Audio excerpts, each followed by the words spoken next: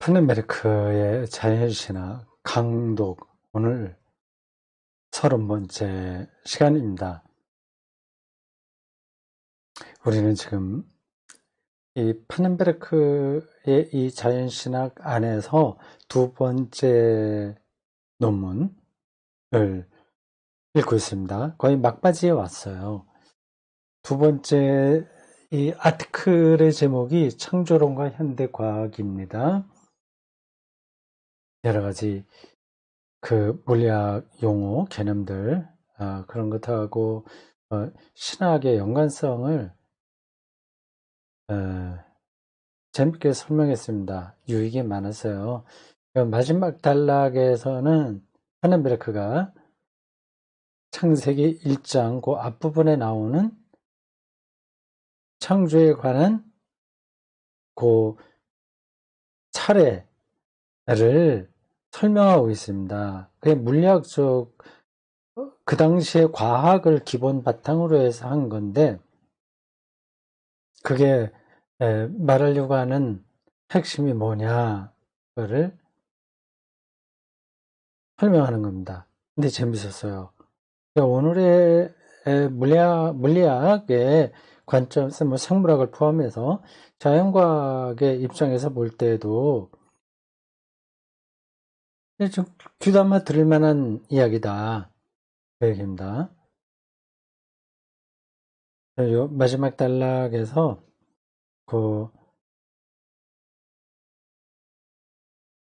특별히 이제 그 마지막 단락이 이제 지금 마지막 부분입니다. 마지막 단락의 또 마지막이에요. 거기서 하는 그 피문서를 설명하고 있네요.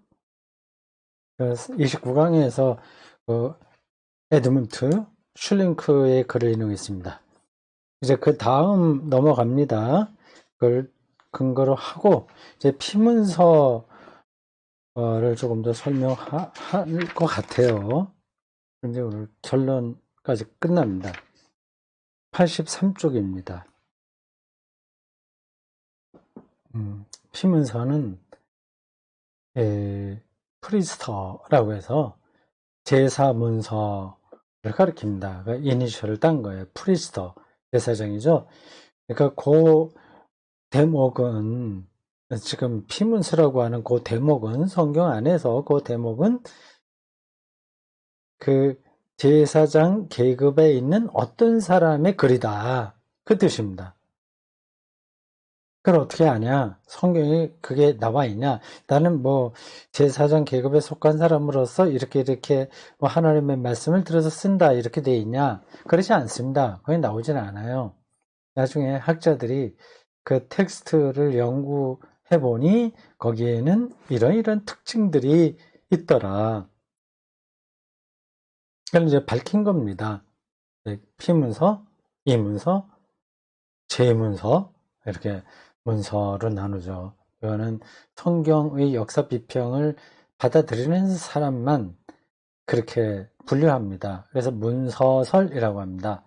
성경을 기록한 사람의 그 신학적 특징들에 따라서 분류하는 거죠. 그게 맞다고 생각합니다. 자, 83쪽 첫 번 시작하는 대목입니다. 그러나 심지어 피문서조차도 하나님의 창조 활동은 피조물들을 통해 매개될 수 있다는 개념을 알고 있었고 창조 활동을 피조물에 내재한 거다. 피조물을 통해서 전달된다고 하는 거죠. 하나님의 창조 활동, 그 다스림, 통치는 그 피조물을 통해 나타난다. 그 얘기입니다. 그리고 그 개념을 사용하고 있다.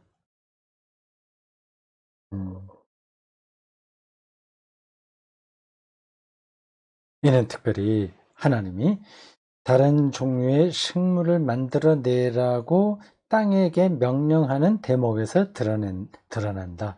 좀 재미있는 표현이 거기 나오죠. 땅들아 뭐뭐 맺어라 이런 거 아니겠습니까?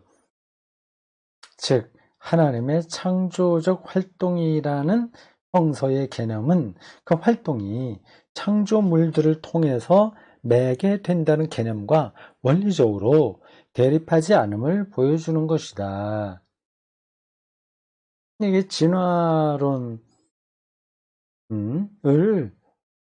성서의 근거에서도 인정할 수 있다고 하는 겁니다. 그 피조물을 통해서 매개되는 거니까 땅이 그걸 맺게 하니까 그 하나님이 뭐 도라지 꽃이면 도라지 꽃, 도토리 나면 도토리 나무 이렇게 딱딱딱딱 이렇게 만든 게 아니라 땅이 그거를 생산하도록 명령했다고 하는 겁니다. 이렇게 피조물을 통해서 어떤 것들이 계속 나타나게 되는 거죠. 그게 뭐 진화 아닙니까?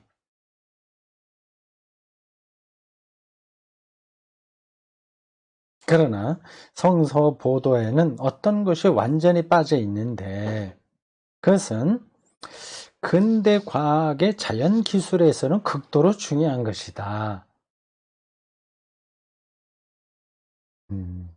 우리가 그냥 성경을 읽어서는 이런 게 잘 눈에 들어오지 않아요. 그게 뭘까요? 자연을 기술하는 자연과학에서는 극도로 중요한 게 성선에 빠졌다고 하는데 그게 뭘까요? 그것은 바로 기초적인 과정들로부터 보다 복잡한 형태들이 유래하였다는 개념으로서 이는 데모크리투스의 원자론에 근거하여 사물을 바라보는 방식이다. 요런 게 빠졌단 말이죠, 성경에는. 그렇죠. 어디서 유리한 거로는 그런 말은 없고, 그냥 땅이요, 뭐를 맺어라, 소출을 올려라, 뭐 그런 얘기가 있지. 네, 단순한 형태에서 복잡한 형태로 생명체가 이렇게 변화해 가는 그 부분들에 대해서는 성경이 말하지 않습니다. 그 당시에 과학이 그랬겠죠. 데모크리투스는 모든 복잡한 형태들은 비슷한 유의 기초적인 구성 성분으로 구성되어 있고 단지 구성 성분들의 수와 연관관계에 있어서만 다르다는 착상을 이미 마음속으로 그리고 있었다. 음, 뭐, 기본적인 구성 요소들이 있었다. 거기에. 복잡한 것들이 나오기 전에 이미 그 안에 들어 있었다. 데모크리투스가 원자론에서 그렇게 얘기를 했단 말이죠. 바로 이 개념이 근대 과학과 자연 해석에 결정적인 영향을 끼쳤다. 이 개념이 없었다면 생명 형태들의 이론을 포함하여 진화 이론들은 이해 불가능했을 것이다. 그래요. 그 데모크리투스 그 문장 다시 한번 보겠습니다. 데모크리투스는 모든 원자론 얘기한 그 그리스 철학자, 지금은 철학자들하고 과학자들이 구분되어 있지만 그 당시는 똑같았습니다. 사실 지금은 이제 어프로치하는 방법론이 달라서 그렇긴 한데 너무 세분화돼서 그런데 뭐 같은 거죠. 만물의 실제가 뭐냐 그런 거 찾는 거 아니겠어요? 데모크리투스는 모든 복잡한 형태들은 사람은 굉장히 복잡한 형태잖아요. 뭐 아주 단순한 뭐 단세포 생물들도 있을 거고요. 훨씬 복잡하죠. 이 복잡한 형태들은 비슷한 유의 기초적인 성분으로 구성되어 있고 단지 그 구성 성분들의 수와 연관 관계에 있었으면 다르다는 착상을 이미 마음속에 그리고 있었다. 예, 똑같다고 하는 거죠, 기본적으로는. 그건 맞는 얘기죠.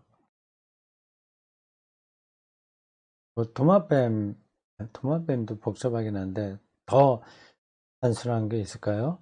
예. 하여튼 모든 것들은 다 세포로 되어 있지 않습니까? 그러니까 그 기본 구성은 똑같은 거죠. 수가 많아지는 거죠.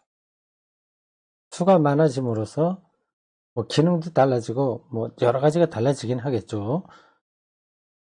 이 개념이 이제 진화론의 토대라고 하는 겁니다. 이 개념은 성서의 피조된 형태들의 순서 개념과 완전히 다르다. 성서에는 각각 다 독립되어 있죠. 그 얘기하는 거 아닐까요? 그럼에도 불구하고 이 개념이 성서 기사의 함축적인 의도와 창조 개념 일반에 근본적으로 모순된다는 결론을 내리기에는 성급하다. 성경이 말을 하고 있지 않다고 해서 이러한 관점과 완전히 배치되는 건 아니다고 하는 겁니다. 왜냐하면 창발적 진화론에서 분명하게 드러나듯 새로이 출현하는 형태들 각각이 우발성을 담지하고 있는 한에서는 그 양 관점 사이에 모순은 존재하지 않기 때문이다. 이건 지나가겠습니다. 생각하려고 그러니까 더 복잡하네요. 그렇게 중요하지 않습니다. 피의 문서에 있는 창조에 관한 이야기가 부분적으로 그 데모크리투스에게서 확인하듯이 차이점이 있긴 있으나 그러나 근본적으로 그게 다른 건 아니다. 반대되는 건 아니다. 그렇게 생각하시면 됩니다. 그러니까 창발성 개념에서 그 연결점을 하늘브레이크가 찾고 있습니다. 만일 새로이 출현하는 형태의 우발성이 그토록 중요한 것이라면, 새롭게 이렇게 나타나는 거니까 중요한 것이라면 단순한 형태로부터 복잡한 형태의 방향으로 나아간다는 진화 과정의 구체적인 논리가 어떻게 우발성과 화해될 수 있는가에 대한 물음이 제기되지 않을 수 없다.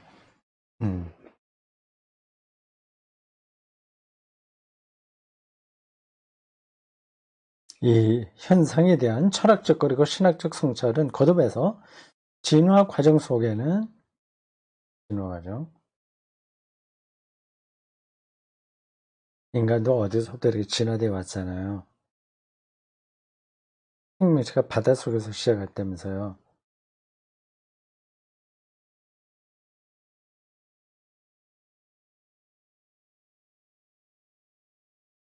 그게 그런 흔적들이 우리 사람에게 그대로 남아 있습니다. 태아들은 다 물속에 있는 거잖아요. 난자와 정자가 결합해서 배아가 됩니다. 그래서 어머니 뱃속에 자궁 안에서 착성이 되면 조금씩 크면서 그게 다 양수로 차죠. 물속에 있어요. 그러니까 어린아이들은 태아들은 숨을 못 쉽니다. 다 알고 계신 얘기인데, 어머니한테서 다 뭐 공급을 받죠.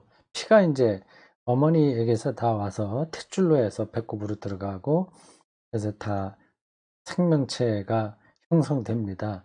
그러니까 우리가 숨을 안 쉬어도 사실은 죽지 않을 수 있어요. 피만 계속 깨끗하게 공급해주면 사는 거죠. 숨을 쉰다고 하는 건 피를 깨끗하게 산소로 깨끗하게 해준다. 노폐물을 없애주고 그래서 피가 우리 몸 구석구석 들어가서 이렇게 살아있게 만드는 역할을 하는 거 아닙니까? 그러니까 숨을 안 쉬어도 죽는 건 아니죠. 태아들은 어머니 뱃속에서 숨 안 쉬고 이렇게 살다가 나와서부터 이제 숨 쉽니다. 이게 좀 피곤해지는 거죠. 그러니까 독립된 개체로서는 숨을 쉬어야 됩니다. 왜 거기까지 얘기가 나갔죠? 근데 그 진화 문제, 이게 우발성과 어떻게 연관되냐, 그걸 얘기하고 있습니다. 이 얘기가 좀 너무 다른 데까지 갔다가 오느라고, 생각이 갔다 오느라고, 흐름이 조금 끊겠습니다.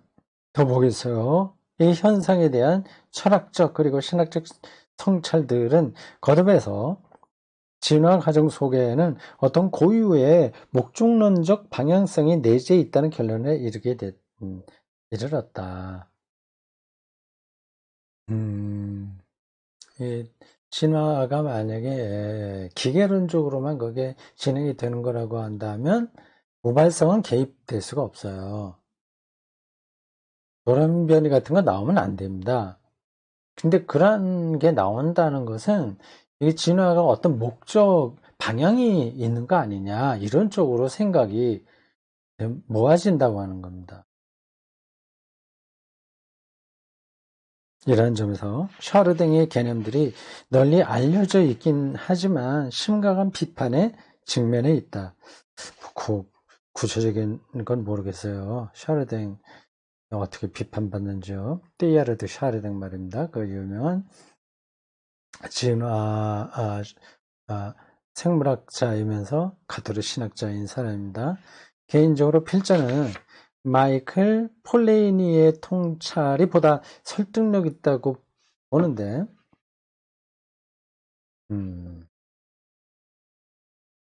그가 이제 어떤 얘기를 하니까 폴레이니, 어떤 얘기를 하는 걸까? 참 여기 학자들도 많이 나옵니다. 이걸 다 우리가 거의 이제 논문을 쓰듯이 책을 읽으려면 그 학자들 것까지 다 찾아봐야죠.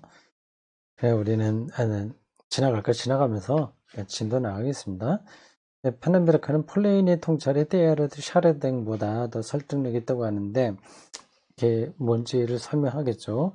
그는 한 장의 조건 내에서 여기서 장은 필드죠, 필드. 한 장의 조건 내에서 평형 국면들을 통해 유한한 실제의 형태들이 다소 지속적으로 창발한다는 해석을 전개하고 있다.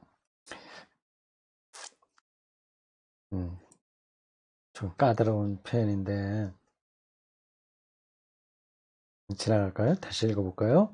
그는 한 장 필드 조건 내에서 장 개념이야. 그게 뭐 공간일 수도 있고 어떤 힘일 수도 있는데 큰 크다는 표현이 좀 그렇긴 한데 한 장이 있는 거예요. 필드가 조건 내에서 평형 이렇게 균형이 맞춰서 지금 실제들이 그 형태를 나타내고 있잖아요. 그러니까 우리는 이 지구 안에서 이렇게 지금 균형을 평형 국면들 속에 삽니다. 이것도 고대력에 유지가 되잖아요. 금방 이게 해체가 된다면 그러면 실제 형태들이 지속하지 않는 겁니다. 네, 그 동물, 식물 모든 것은 다 마찬가지예요. 유한한 실제 형태들이 다소 지속적으로 창발한다는 해석을 전개하고 있다. 그래서 계속 이렇게 새롭게 어떤 것들이 나온다. 그런 것 같아요. 균형을 맞추면서 흔들리지 않고 이게 지속되는 것 같으면서도 창발적이다. 이 세계의 흐름이라고 하는 게 그 뜻이죠.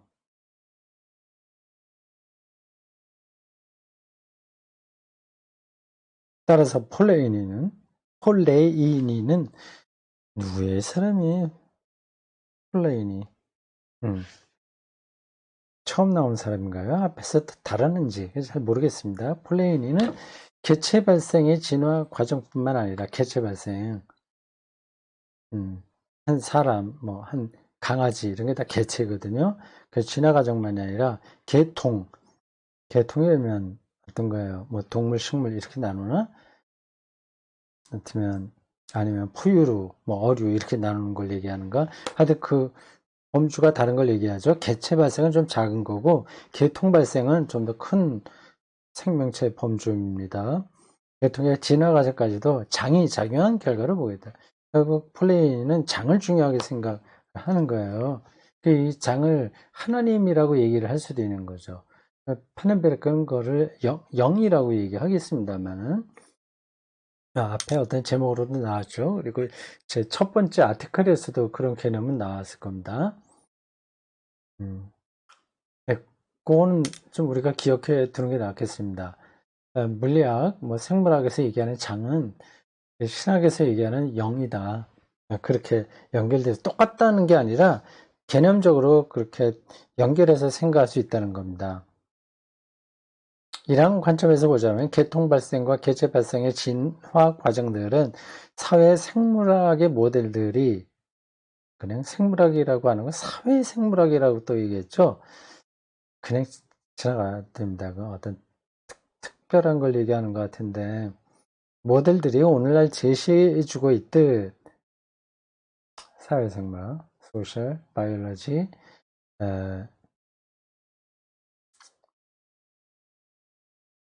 해당 개체나 유전자에 배치된 결정소들,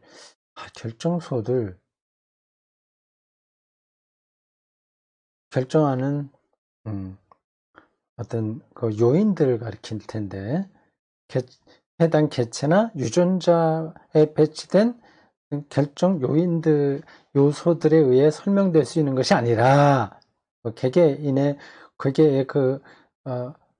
진화 유전자 에 한정해서 그렇게 되는 게 아니라 오히려 진화하는 형태들의 미래가 개체들과 종들의 환경으로 기능하고 그 미래가 오히려 진화의 조건으로 기능하고 있는 한 장의 전반적인 상태에 의존하고 있다고 말하는 것이 보다 적절하다. 이렇게까지 얘기하군요. 오늘 참, 이 내용을 우리가 다 모르긴 하나, 아주 분명한 건 우리가 주워 들었습니다. 그 자연과학, 뭐 생물학, 물리학, 이런 데서 얘기하는 그 그게 미래의 힘이 우선하는 어떤,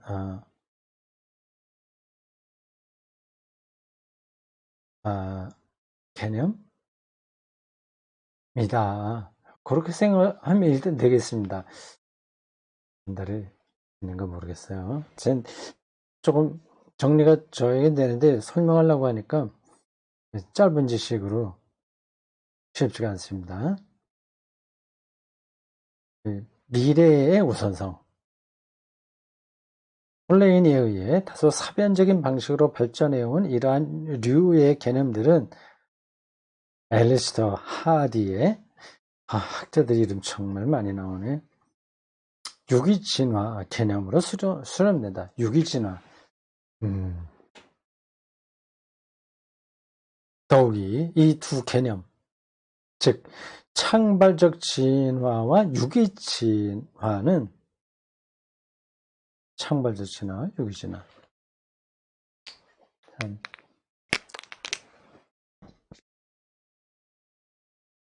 창발적 진화와 유기적 진화.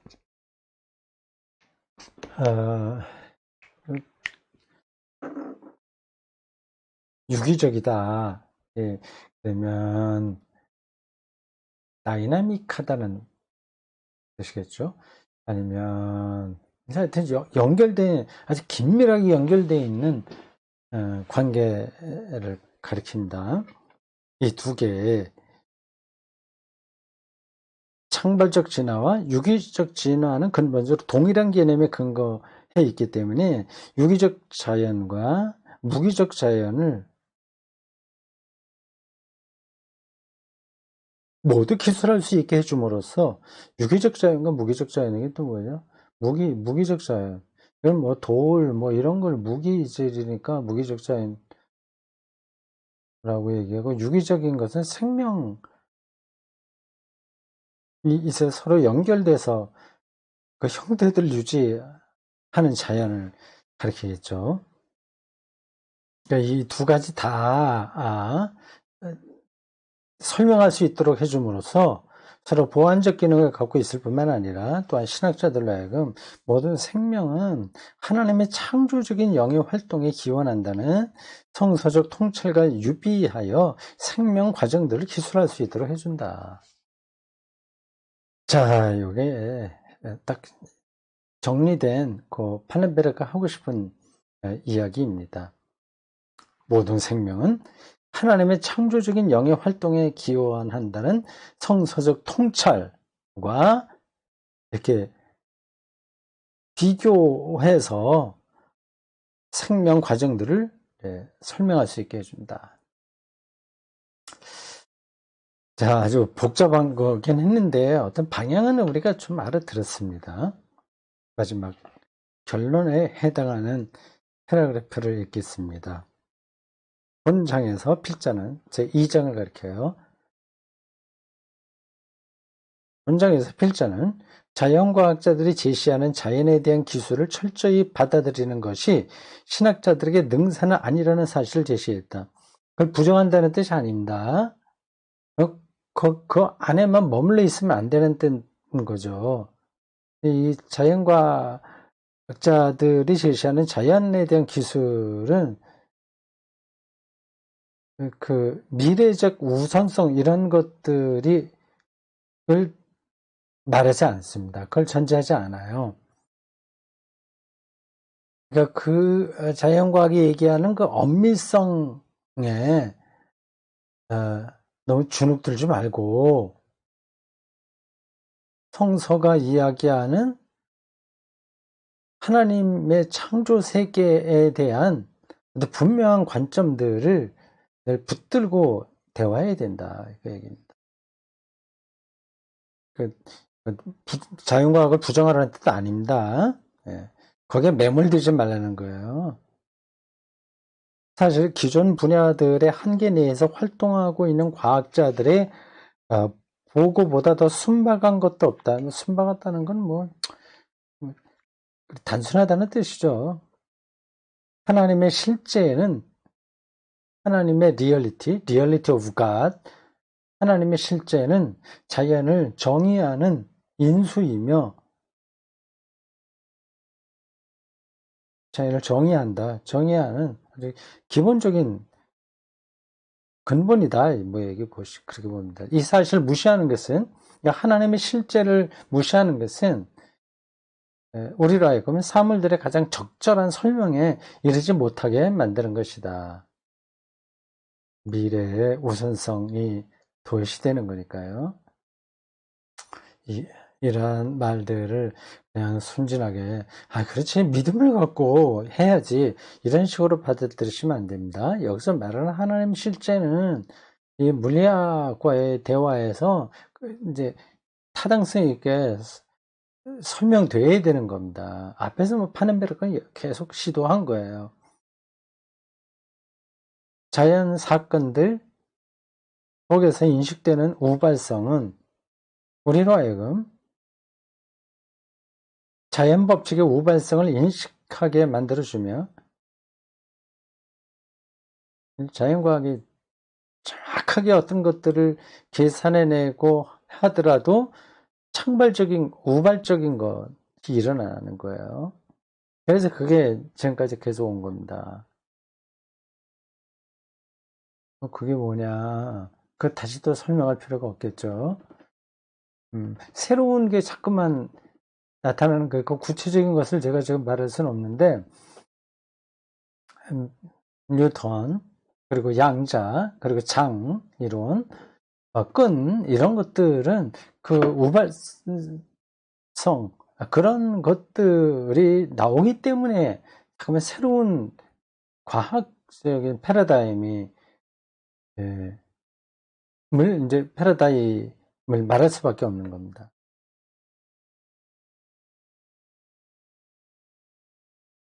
역장 개념, force field 개념은 신학자들이 그 역사적 맥락들을 통해 그리고 그의 체계 이론적 함축성들을 통해 주의 깊게 검토할 필요가 있는 개념이다. 그걸 좀 붙들어라는 얘기예요. 역장 개념. 자연과학에서도 그게 가장 기본적이기보다도 이제 중요한 개념 아니겠습니까? 역장 개념은 그게 뭔지가 설명되는 거예요. 잘 보십시오. 역장개념은 자연 현상들 속에 현시하는, 나타나는 하나님의 영적 현존을 보다 이해하기 쉽게 만들어줄 수 있다. 아인슈타인의 장애 이론은 시간과 공간과 에너지를 포괄하여 시간의 전체성을 보다 이해하기 쉬운 개념으로 만들어주고 있다. 이는 우리가 시간을 이해할 때 영원성에 우선성을 두어야 한다는 사실을 인식시켜 준다고 생각된다.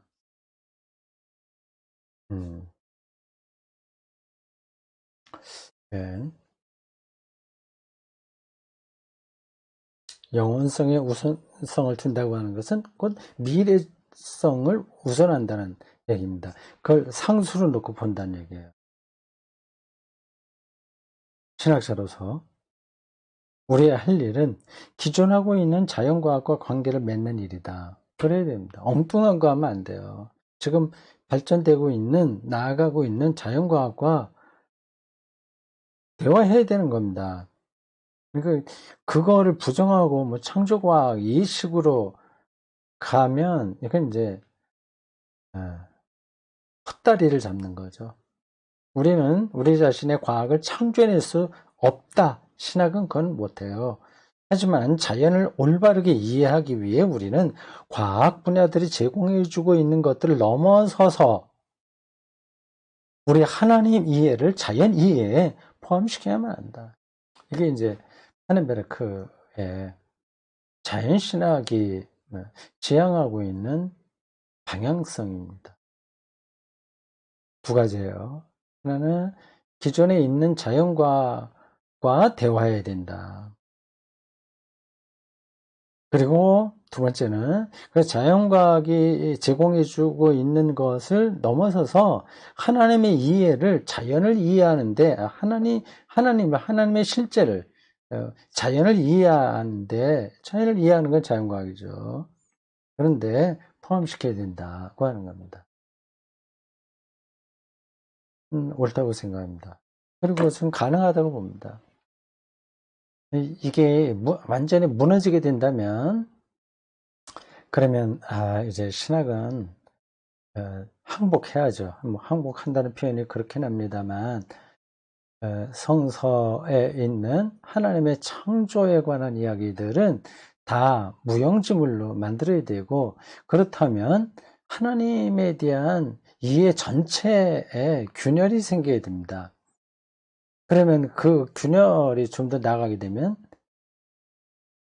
이제 기독교 신앙 자체가 허물어질 수도 있겠죠. 네, 오늘 여기까지 하겠습니다. 이게 두 번째 강의에서 끝이고 다음에는 31번째는 새로운 장으로 넘어가네요. 하나님과 자연이라고 하는 겁니다. 하나님과 자연.